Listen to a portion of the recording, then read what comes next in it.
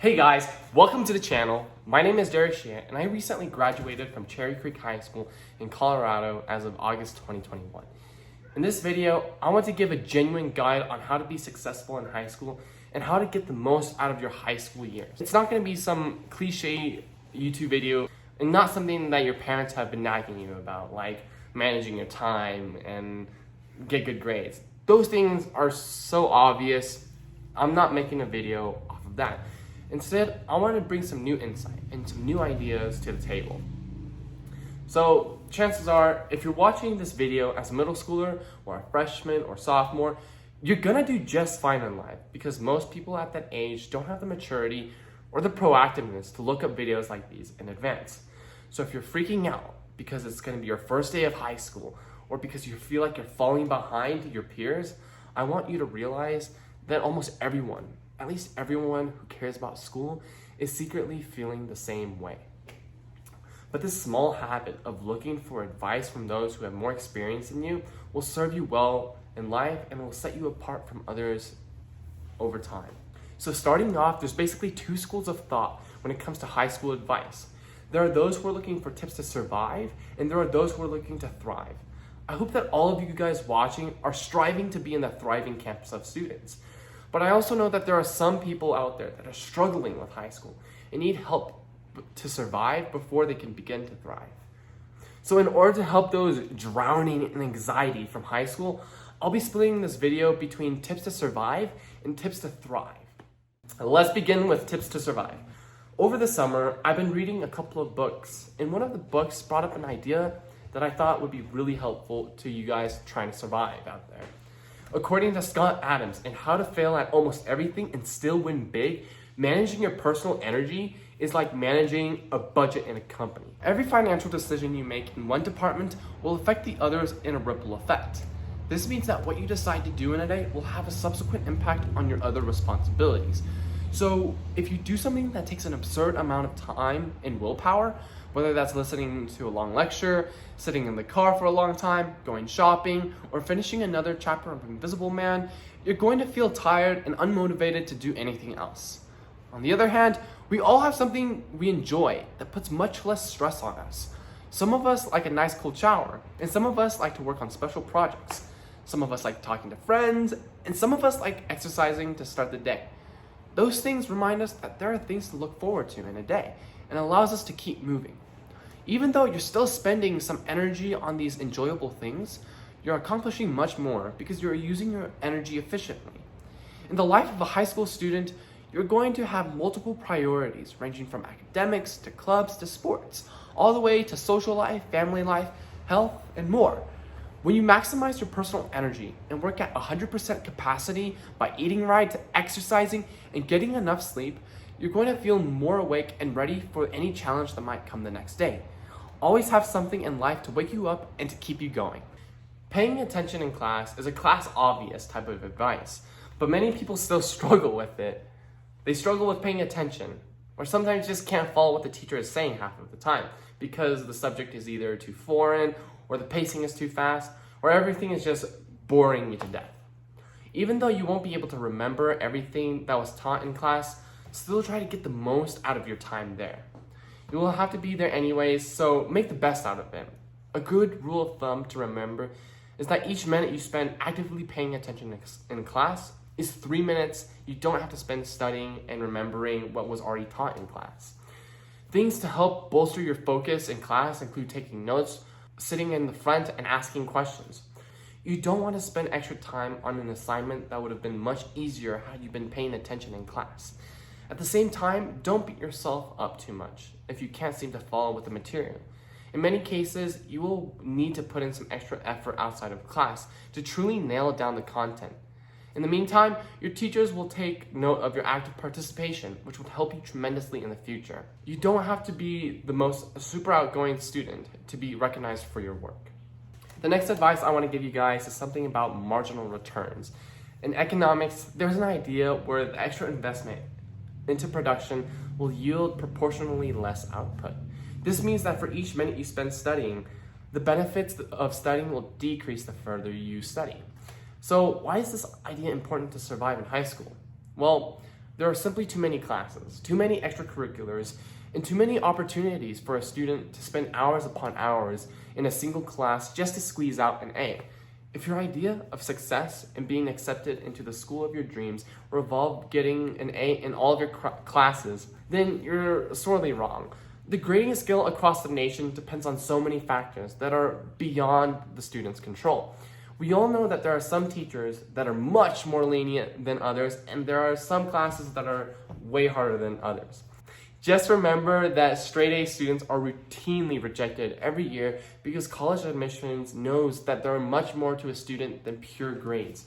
Strategically use your time and energy to make the most out of your time. Tip 4 is do what you're good at. Unlike middle school, what you do in high school actually kind of matters, and it will be on your record. That being said, try to shine with the least amount of effort by doing what you do best or exploiting your unfair advantages.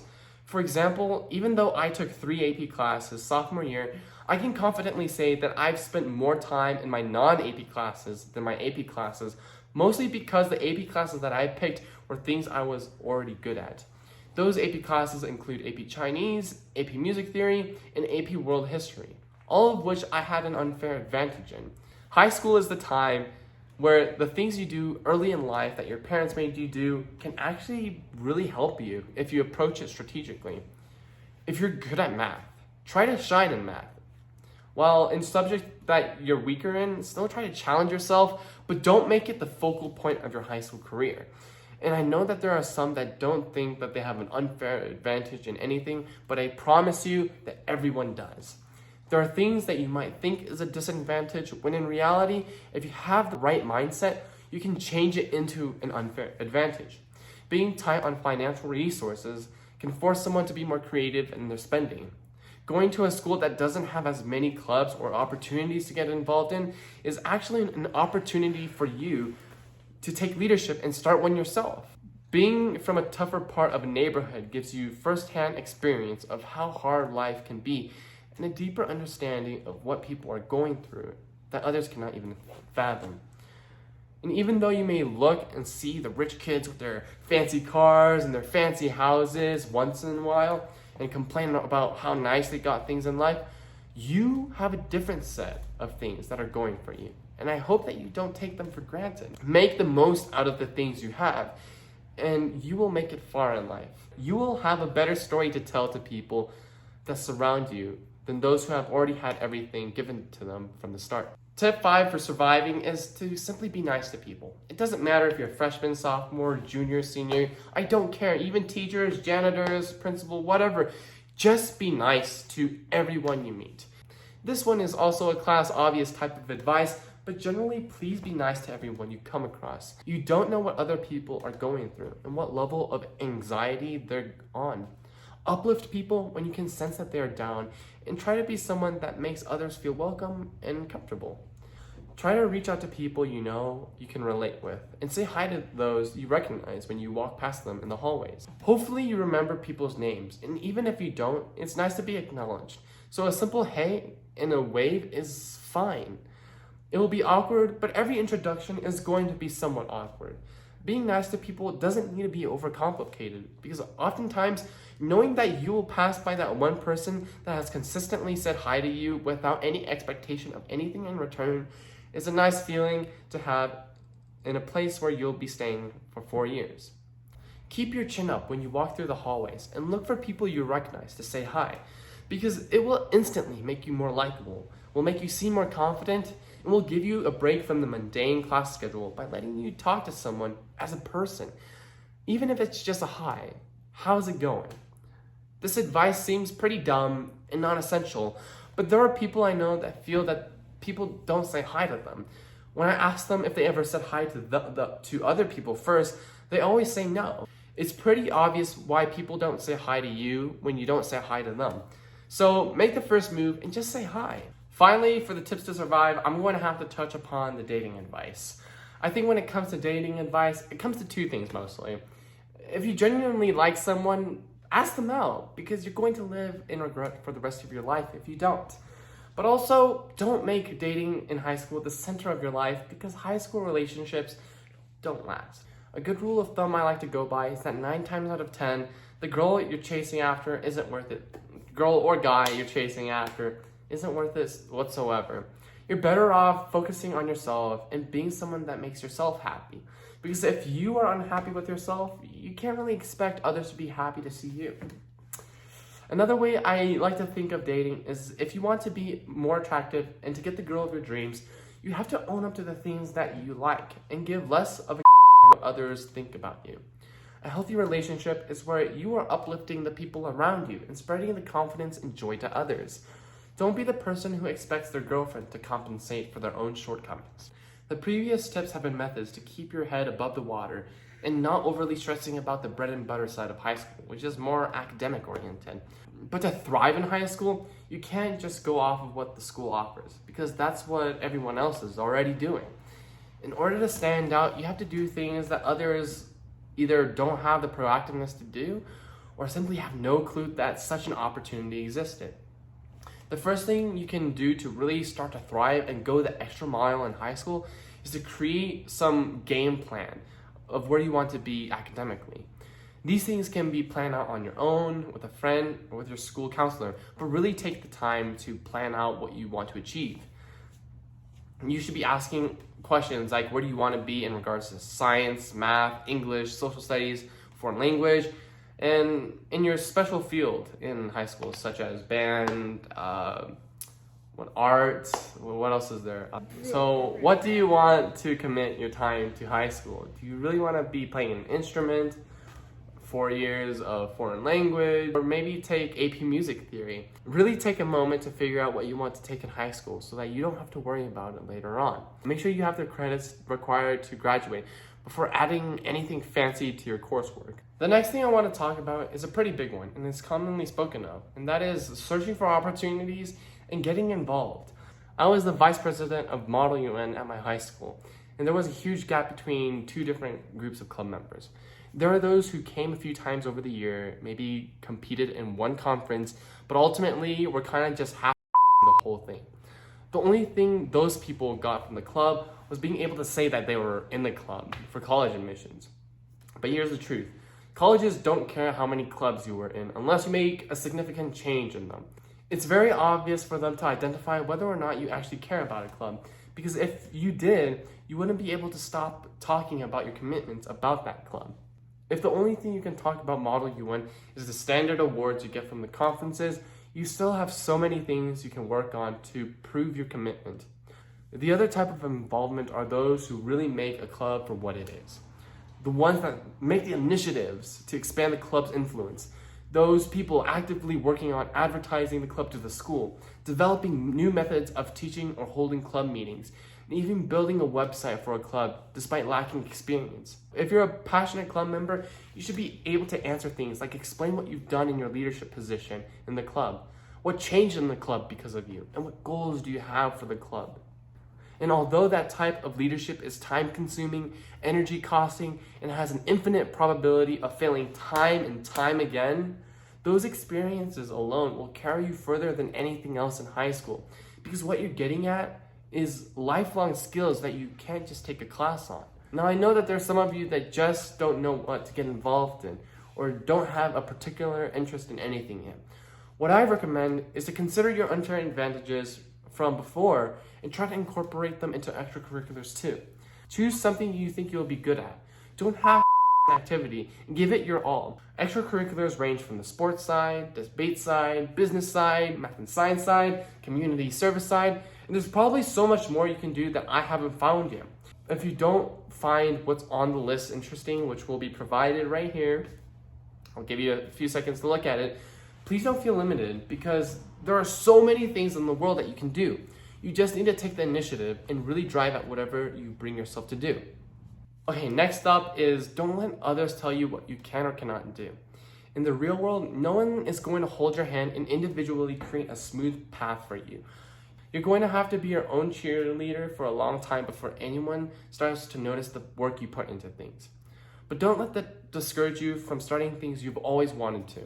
And most importantly, don't let someone else discourage you from doing something simply because they said that that thing is too hard for you or that you can't handle it. No one gets to tell you what you can or cannot do in life. Only you get to decide that. You decide whether to take their advice or not. So I'd much rather see you try something out for yourself before letting someone else's thoughts make the choice for you. Being a high schooler means that the decisions you make now are entirely on you.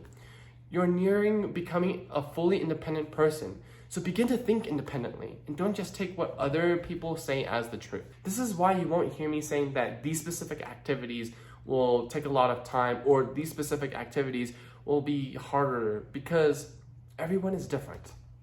What worked for me probably won't work the same for you. I'm not here to tell you that there's a golden checklist of things to do that will guarantee success in high school. I'm here to give you the advice that needs to be said to prepare you for success in your own way. The next thing I want to talk about is don't chase artificial value. When I see people I look up to, the people who go on to do great things in their fields, the people who serve, who perform, who dedicate all of their willpower to something good. When I see these people, I don't see grade point averages or transcripts or the hours of volunteering they've done. In the grand scheme of things, none of those matter. What got them to where they are now is a simple choice to work towards something every day. Even the smallest moments of motivation, the faintest gusts of winds, can drive you to a course you would have never saw yourself go through. Now, of course, grades will still matter because they let other people know if you're capable in managing your own responsibilities. But what separates the motivational, brilliant, and wholesome people from those that are just another high school student is what you choose to dedicate your life to. Do you want to chase after an arbitrary number the college board gives you without letting you have the slightest clue as to why you got that score?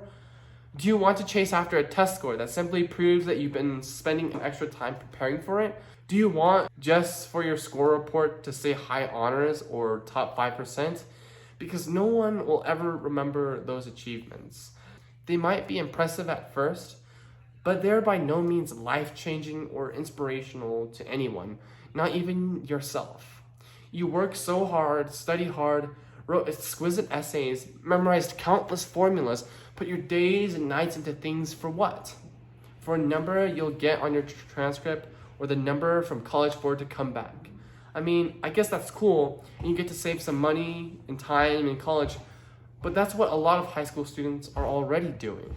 We're all trying to impress the people around us, but deep down when we see our high scores, we question the true value of that number. Value. What have you done that's valuable? Is that score valuable? Maybe to some, but to me, the people I look up to aren't those that just get a high score and call it a day as if it were all a game. I look up to those who use what they've gained in school to make the lives around them better, to provide genuine value to society. The number doesn't mean anything. The education doesn't mean anything. It's how you use what you've learned from education, your talents, your passions to do something to make a genuine value for yourself and for others. I can bet that that's what college admissions are looking for in students too. Not the artificial scores schools or corporations give you. In summary, don't chase artificial value. And finally, what does success really come down to? Success is so loosely defined, but it definitely stands out when you see it. The final advice is that success comes down to 1/3 hard work, 1/3 talent, and 1/3 pure dumb luck. The hard work part is what I'm sure many of you guys have heard from your family. And even though it would be a nice reality if hard work alone determined someone's success in life, it's not true. Sometimes talent plays a big role and can make it much easier for one person to do well than others. However, talent can still be controlled by you by choosing some things that you are good or that you have an unfair advantage in. Look back to your past and reflect on your own characteristics to determine what you should be heavily involved in.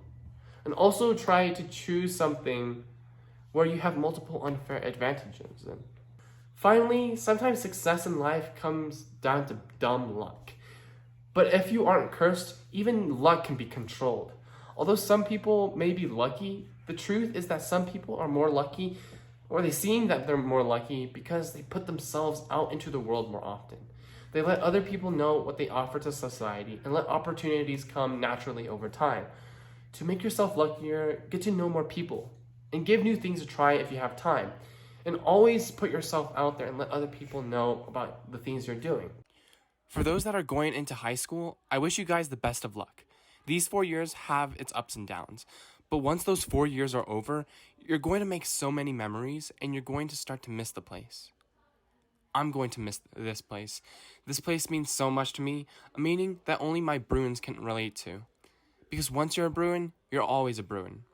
Take care, guys.